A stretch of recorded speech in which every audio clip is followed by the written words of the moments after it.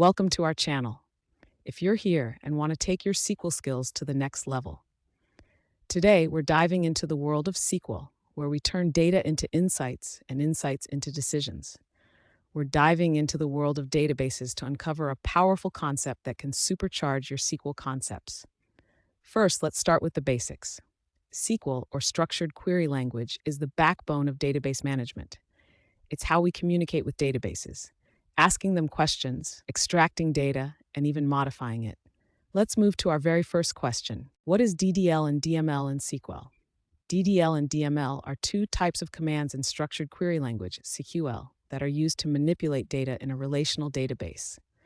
DDL stands for Data Definition Language and is used to define the structure of a database, such as creating tables, dropping objects, and adding comments.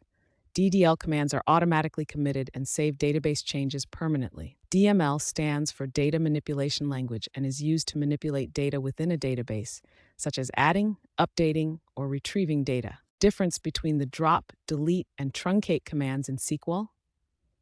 Drop removes a table or database object, including all associated data and objects, permanently. This action cannot be recovered without a backup. Delete removes specific rows from a table while keeping the table structure intact. The delete command can be customized using the where clause to remove some selective table records. Truncate removes all rows from a table, but preserves its structure. Truncate is generally faster than delete because it logs minimally and deallocates data pages directly. Truncate cannot be rolled back and cannot be used with the where clause. Scalar and aggregate functions in SQL. SQL functions are built-in programs that are used to perform different operations on the database. There are two types of functions in SQL. Scalar functions. Scalar functions are built-in functions that operate on a single value and return a single value. Scalar functions in a SQL helps in efficient data manipulation and simplification of complex calculations in SQL queries. Aggregate functions. SQL aggregate functions operate on a data group and return a singular output. They are mostly used with the group by clause to summarize data. What is coalesce function in SQL? The SQL coalesce function is used to handle null values in a database query by returning the first non-null value from a list of expressions or column values. It allows you to provide a default or fallback value when null values are encountered in the data. Coalesce is a versatile function that helps ensure meaningful data is displayed in query results, even in the presence of null values. The syntax for the SQL coalesce function is as follows. Group by and order by clause in SQL.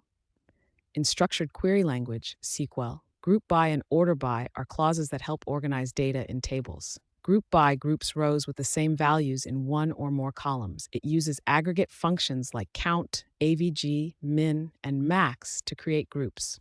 Order by sorts the results of a query based on one or more columns, in ascending or descending order, alphabetically or numerically.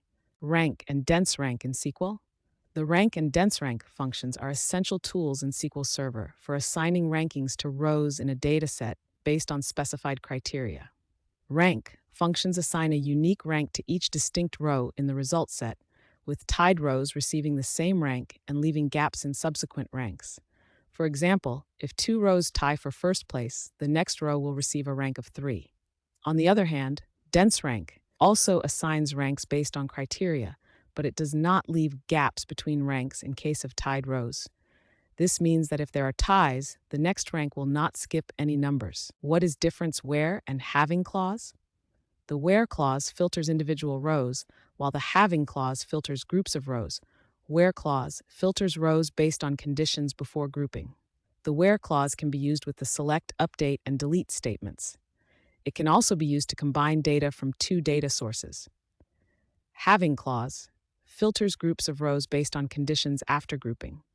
The having clause can only be used with the select statement. It's used in SQL queries with the group by clause. What is constraints in SQL, and how many constraints are in SQL?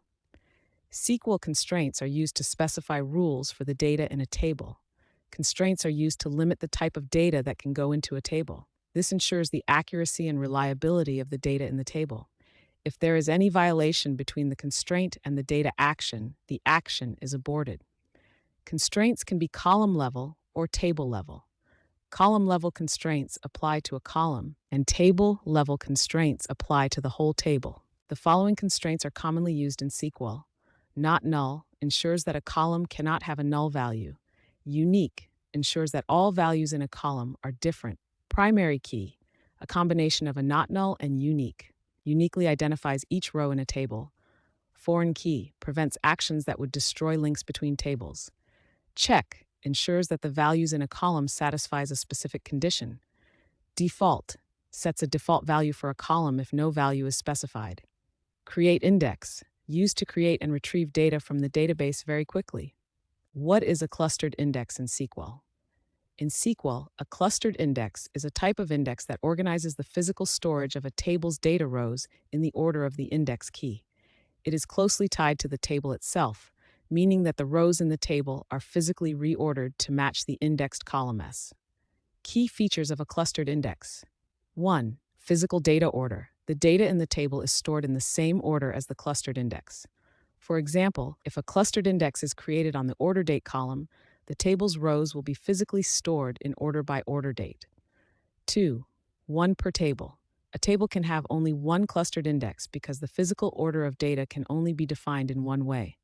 3. Leaf nodes store data. In a clustered index, the leaf nodes of the index contain the actual data rows of the table. 4. Primary key association.